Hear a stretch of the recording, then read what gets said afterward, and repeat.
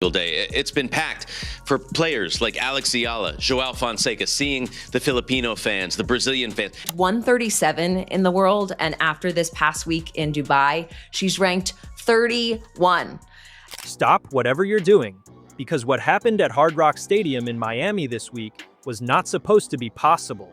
Not in Florida, not at a tennis tournament, not in the middle of a Wednesday night in March. The flags came first, hundreds of them, then thousands. A sea of blue, white, red, and gold, the colors of the Philippines, flooding the stands of one of America's most iconic sports venues. And then the chant started, in Tagalog, loud, proud, and completely overwhelming, echoing off the walls of a Florida arena like a sound that had been waiting years to be heard. Veterans who have worked this tournament for decades stopped in their tracks. Commentators lost their words mid-sentence. One referee, a man who has officiated matches featuring Roger Federer and Rafael Nadal at the height of their powers, said he had never experienced an atmosphere like it for a second-round match at a WTA 1000 event featuring a 20-year-old girl from Quezon City. Miami didn't just host a tennis match that night, Miami got taken over. Thousands of Filipino fans had traveled from every corner of the globe, some flying through the night, some watching from the other side of the world at 4 in the morning.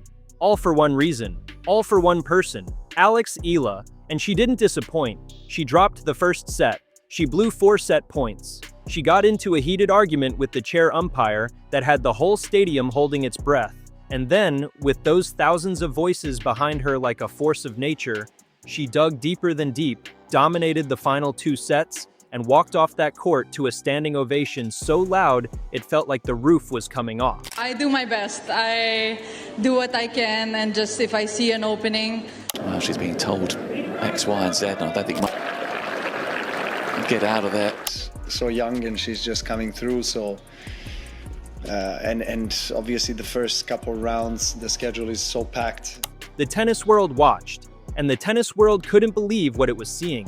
Because this wasn't just a tennis match, this was a nation showing up in full force, thousands of miles from home, refusing to be quiet, refusing to be ignored, turning a corner of Miami, Florida into the loudest, proudest, most electric version of Manila you have ever seen. Welcome back.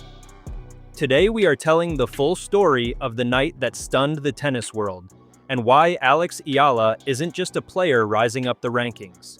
She is a once-in-a-generation phenomenon, and the sport will never be the same again. To understand why that crowd showed up the way it did, you need to understand where Alex Eala came from. Quezon City, Philippines, a little girl introduced to tennis at age 4 by her grandfather. In a country where tennis barely registers on the sporting radar, where boxing, basketball, and football own the national conversation, this kid fell in love with a racket and never let go. She was good enough to earn a spot at the Rafael Nadal Academy in Spain. Think about that. Thousands of miles from home. Teenager. Learning the game from one of the greatest programs ever built in the history of tennis. And Nadal himself noticed. He praised her, publicly. Manny Pacquiao, the most famous Filipino athlete on the planet, called her a national hero, but praise doesn't win matches, results do. And in 2025, in Miami, Alex Eala delivered results that nobody, absolutely nobody, saw coming. Thank you, Jasmine, she says. Paolini gracious as ever in defeat. The former champion is out. Alexandra Eala. What are you going to do next? That is some win. Super happy. Totally understand the emotion right now. This was definitely one of the bigger Filipino turnouts. New York was huge. It was tough because it also depends what court you're on, you know, that you feel the noise and things. Rewind to March 2025. Eala walks into the Miami Open, ranked world number 140, a wild card, an unknown, the kind of player who makes up the numbers in the early rounds before the real stars take over. Except nobody told Eala that. She beat Yelena Ostapenko, a Grand Slam champion, then Madison Keys, another Grand Slam champion.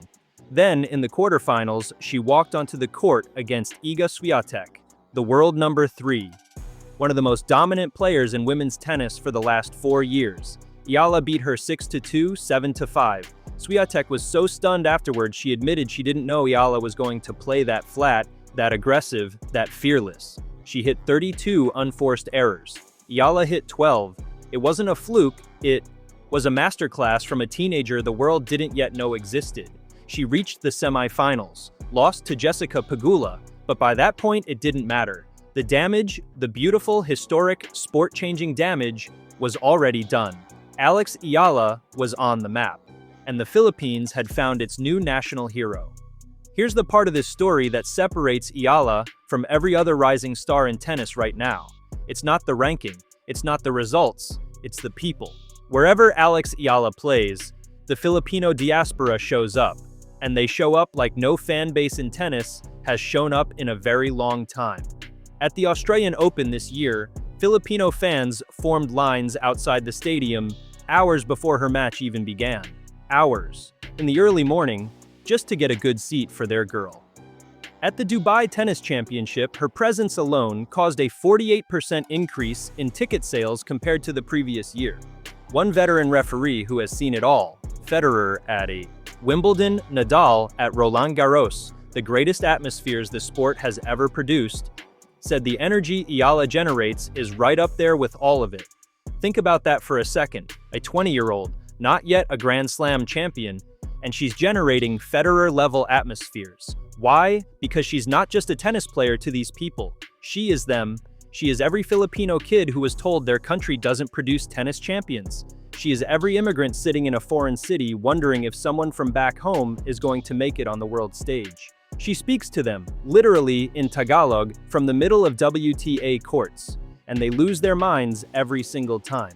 Sports broadcaster Dion Castillejo, who has followed Eala since she was in elementary school, said it best. She is already being treated like a multiple Grand Slam winner. And she hasn't won a slam yet. That is not normal. That is a phenomenon.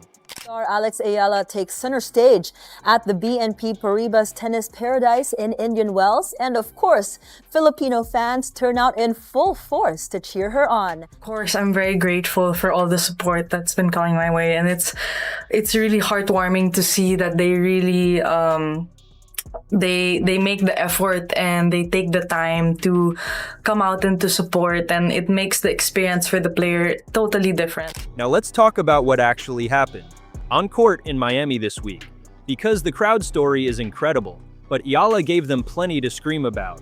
Her round of 64 match against Laura Siegemund lasted 3 hours and 20 minutes. It was messy, dramatic, physical, and at times genuinely nerve-shredding. She stormed to a 3-0 lead in the first set, looked completely in control. Then Siegemund, a seasoned 38-year-old veteran who has been on tour longer than some of these young players have been alive, dug in. Won a marathon 10-minute game, clawed her way back, forced a tiebreak. Eala had 4 set points, 4 chances to close it out. Siegemund saved every single one and took the set. The crowd held its breath, but Eala didn't panic. She walked to her chair, composed herself, and came out in the second set like a completely different player. Broke Siegemund twice, won it 6-3, did the same in the third. Clinical, controlled, relentless. There was even a fiery moment mid-match when Siegemund walked to the back of the court during Eala's serve, disrupting her ball toss. Eala marched straight to the umpire's chair. Can you watch her time? Because many times she's delaying. The crowd erupted, in Tagalog and English simultaneously. She wasn't just competing, she was fighting. And her fans loved every second of it. What makes Eala truly special isn't just what she does on the court, it's how she handles everything off it, because the fame that has come with this rise is genuinely staggering, and she has navigated it with a maturity that most 20-year-olds could only dream of. She walks the streets of Quezon City now, and strangers stop her for photos at restaurants she's eaten at her entire life. She flies to tournaments on the other side of the world and finds thousands of her countrymen already there waiting. She is, by any reasonable measure, one of the most famous people in the Philippines right now. And yet she stays completely grounded. Opinions and expectations can change. That is not in your control, she said this week in Miami. What I know are facts and truths. The truth is that I've been working really hard. That gives me calm. That is not the language of a 20-year-old overwhelmed by the spotlight. That is the language of a champion in the making. She also reunited with Miami Heat head coach Erik Spoelstra, a fellow Filipino sports icon, just days before the tournament began. Two Filipinos, two of the most recognizable faces in their respective sports, standing together in Miami of all places. It felt like a symbol of something bigger than tennis. Let's zoom all the way out, because Eala isn't just good for Philippine tennis. She is good for the entire sport. Tennis has always had a geographic problem. Its biggest stars have historically come from the same small cluster of countries: Spain, Switzerland, Serbia, the USA. The global south rarely gets a seat at the table, Southeast Asia almost never does. Eala is changing that, not just with results, but with audiences. She is introducing millions of people across the Philippines and the wider Filipino diaspora to a sport they previously had no emotional connection to. Every tournament she enters sees a surge in ticket sales, TV viewership, and social media engagement from a part of the world the WTA has barely touched before. That is worth more to the long-term health of women's tennis than almost anything else happening in the sport right now. And she is only 20, with a ranking of world number 29, with a game that is still developing, still getting stronger, still adding weapons, still learning what her ceiling actually is. Alcaraz was compared to Nadal. Fonseca carries the dreams of Brazil, but Eala carries something even heavier. The hopes and identity of 115 million people spread across 7,641 islands and every corner of the globe, and she carries it like it weighs nothing at all. So here is where we land. Miami is in Florida, but this week, for one extraordinary night under the lights at Hard Rock Stadium, it was somewhere else entirely. It was the flags, the chants, the noise that stopped seasoned tennis veterans dead in their tracks. It was a 20-year-old girl from Quezon City dropping a set, blowing 4 set points, getting into it with the umpire, and then winning anyway, because that is simply who she is. It was thousands of people who got on planes, crossed oceans, crossed time zones, not for a Grand Slam final, not for a world number 1, but for their player, their champion, their proof that it is possible.